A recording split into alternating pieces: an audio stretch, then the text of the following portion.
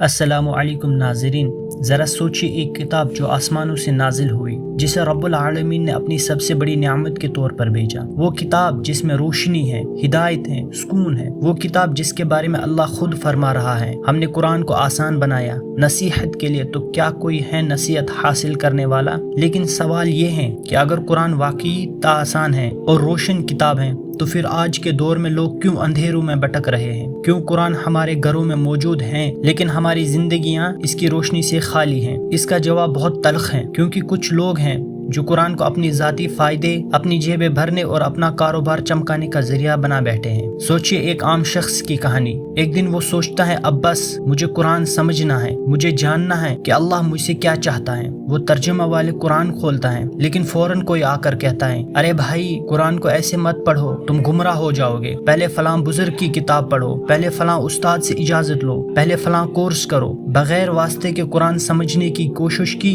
तो बर्बाद हो जाओगे। वो आम आदमी डर जाता है, वो कुरान को बंद कर देता है और यूं कुरान से उसका रिश्ता खत्म हो जाता है। अपने अंदर इतनी सलाहियत नहीं है, खुद समझ जाएंगे तो इधर उधर निकल जाएंगे, जैसे बहुत सारे निकल गए। मोहम्मद लुकमान बरक से मैं रमजानुल मुबारक में कुरान तर्जुमा के साथ पढ़ना चाहता हूँ। आप रहनुमाई फरमाएं कि किस मुतरजम की तिलावत करूँ। बिल्कुल किसी मुतरजम की तिलावत आपने नहीं की, ये बात याद रखें। आम बंदा जो कुरान का तर्जुमा उठा के इसमें गौर व शुरू करेगा, ये गुमराही का दरवाजा खुलेगा। नहीं जाने मन कुरान करीम इतना लावारिस नहीं है कि आप इसको बगैर कुरान के माहिर के पढ़ना शुरू कर दें। डॉक्टरी मेडिकल की किताब आप बगैर माहिर के नहीं पढ़ते, कुरान करीम बगैर माहिर के आप क्यों पढ़ेंगे? तर्जुमा आपके लिए नहीं है, ये तालिब इल्म के लिए, ये अंडर कंस्ट्रक्शन आलिम के लिए। साहब ने कहा आप तर्जुमे से पढ़े, मैं कहता हूँ सिर्फ तर्जुमे से कभी कुरान को मत पढ़िएगा।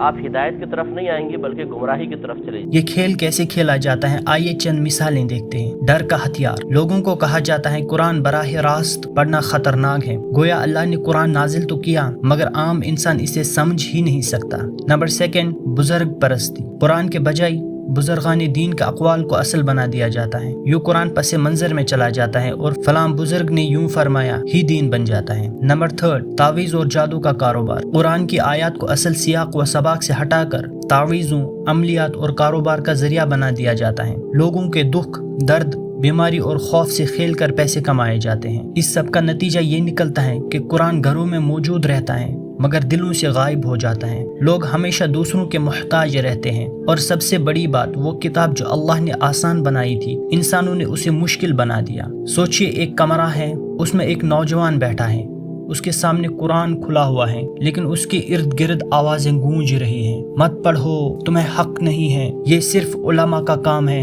ये तो राज है, तुम नहीं समझ सकते। नौजवान कानों पे हाथ रख लेता है, उसका दिल कहता है अल्लाह ने ये किताब मेरे लिए भेजी है, लेकिन माशरा इसे समझता है ये तुम्हारे लिए नहीं है, ये सिर्फ खास लोगों का हक है। यानी असल हिदायत की किताब को आम आदमी से छीन लिया गया है। कुरान का पैगाम बिल्कुल वाज़िह है, ये हर इंसान के लिए है, ये अरबी जानने वालों के लिए भी है और न जानने वालों के लिए भी हैं, ये आलिम के लिए भी हैं और मजदूर के लिए भी हैं, सब के लिए बराबर हैं। अल्लाह ने फरमाया ये किताब हमने लोगों की हिदायत के लिए नाजिल की है। क्या अल्लाह की किताब को समझने के लिए इंसान को हजारों रुकावटों से गुजरना चाहिए? जवाब है नहीं। अब सवाल ये है कि हम क्या करें? कुरान से बराह रास्त ताल्लुक रखें, कुरान खुद पढ़ें, तर्जुमे देखें, तफक्कुर करें, सवाल उठाएं। अल्लाह ने अक्ल दी है, इसे इस्तेमाल करें, इल्म के साथ अमल भी करें।